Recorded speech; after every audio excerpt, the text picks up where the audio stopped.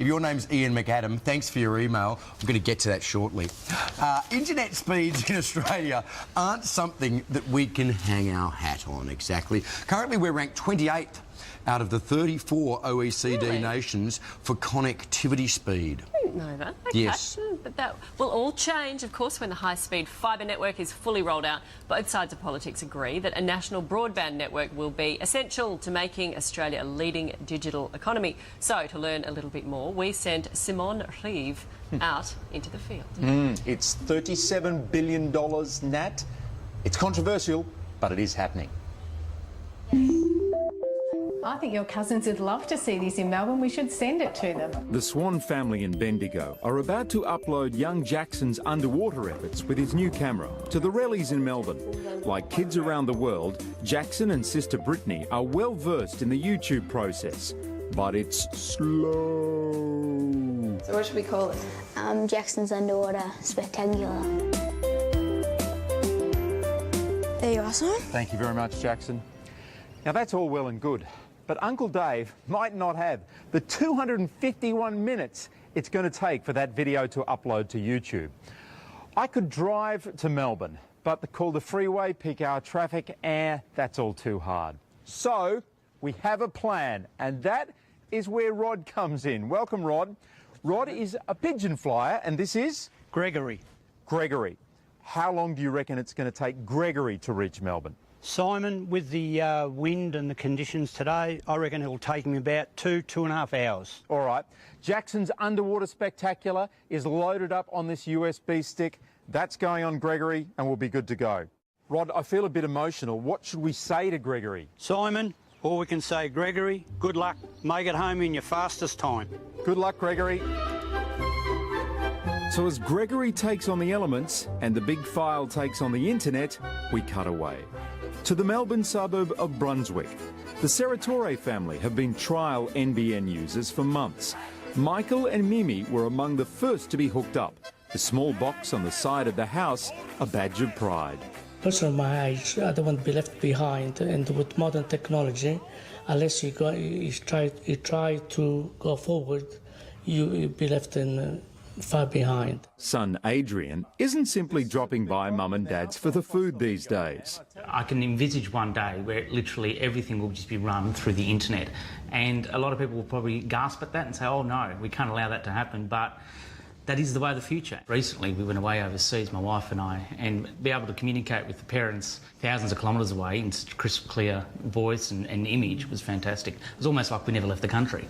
So it has changed your life in a lot of ways. It's become more interesting because it's not a world. Perhaps not as fast as we'd like, and probably for more than we'd like to fork out. Australia is nonetheless quietly undergoing a massive technological revolution. This is Sean. And this is John. Today we're in Richmond, about 60 k's northwest of Sydney. It's a semi-rural area. But whether you're in WA or in the Territory or even in Tasmania, increasingly in the months ahead, you're going to see guys like Sean and John laying this pretty green cable, inside of which are the fibre optics which will carry all of your uploads and your downloads as part of this extraordinary project. Kieran Cooney is in charge of marketing the NBN to business and consumers. As we remember the dark days of dial-up, so too, he says, soon we'll see ADSL the same way. Somebody says to you, this thing's too expensive, we don't need these speeds, etc., etc. What do you say to them? Well, so this is a huge project. We've got a big continent that we're covering, and it's going to take about a decade, but it's an investment worth making. It's actually investment in healthcare, it's an investment in education, it's investment in the way that we live and we work, the vibrancy and the health of our society and our economy. So fibre optic technology, fixed wireless technology or satellite technology will be what is rolled out around Australia. Lala McKenzie is working with communities around Australia. She says the 10-year rollout will see 93% of the country with fibre to the home, school or business. I think the doubters and the sceptics will come around as soon as they're connected as well. They'll actually be able to shift those large amounts of data. And the interesting part about the NBN is not what content is currently out there, but it's actually the opportunities that can be created once it is installed. How are you going, Emily? You can nod. With the NBN, A dental checkup might be done by a dentist hundreds of kilometres from the patient. Professor Matthew Hopcraft from the University of Melbourne. And the images being of sufficiently high quality that you're able to easily make a diagnosis. Absolutely, we've been doing a lot of testing of this already, and we've shown that we can do an examination of a comparable quality to a face-to-face examination. Nursing homes, children in remote communities, many stand to benefit from broadband speeds that could reach a gigabyte per second. We're very excited about what this is enabling us to do and what we can do with it in the future. Most of us see the internet a certain way at the moment. Emails, browsing. But even now, early adopters are chasing the NBN, often moving for business reasons to press the economic advantage. As the applications that are starting to emerge and as the people are starting to use it, they're starting to see that this isn't just about numbers and bits and bytes and technologies, and it's actually about this is how I'm going to live, this is how I'm going to work, this is about where I'm going to live. Not only are they signing up for the faster speeds, but once they're connected, they're using a lot more.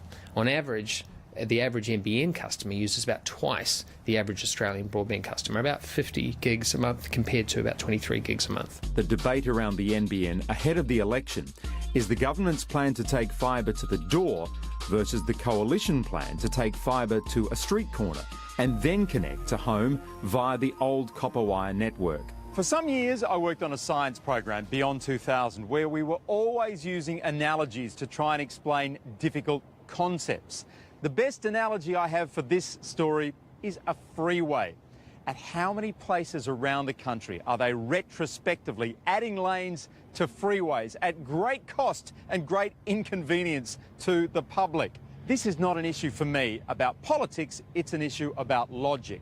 Why would you build an 8 or a 10-lane freeway to within a stone's throw of your home, only then to have all the traffic try and squeeze into one lane? To me, it doesn't make sense. But hang on, what about Gregory? Did he make it? Yeah, Simon Gregory's back. It took him 2 hours and 56 minutes. Bit longer than you expected. Bit longer than we expected them to, but the wind was pretty strong, and they're all accounted for, so which is good. But yeah, no, it was good to have him back. Excellent. At that time. And it still beats Uncle Dave's upload. Yes, it does, definitely. How about that? So would it That's be cheaper great. just to get every Australian household a pigeon? A pigeon. Probably. Exactly. Yeah, send notes. But look, That's a this great is something story, that yes. we are the envy of the world right now, and nobody in Australia knows that. They're looking at us in Britain, in Germany, and other places going, those guys are doing that stuff. This is not about us. It's not about old people. I'm the oldest person on this set. It's about our kids and the next generation, because they are going to be using this for everything. But half the country thinks this is a bad idea. So many people out Not there think anymore. it's a bad idea because the government hasn't told us this. I think the smarter people are sort of starting to understand now, hang on, you know, pay the money now and then the benefits will flow. We don't build it now. We don't it's even know going what to cost those us benefits are $200 billion in 10 years. Yeah. Anyway, As that's with my most opinion. things, the government doesn't sell it terribly well.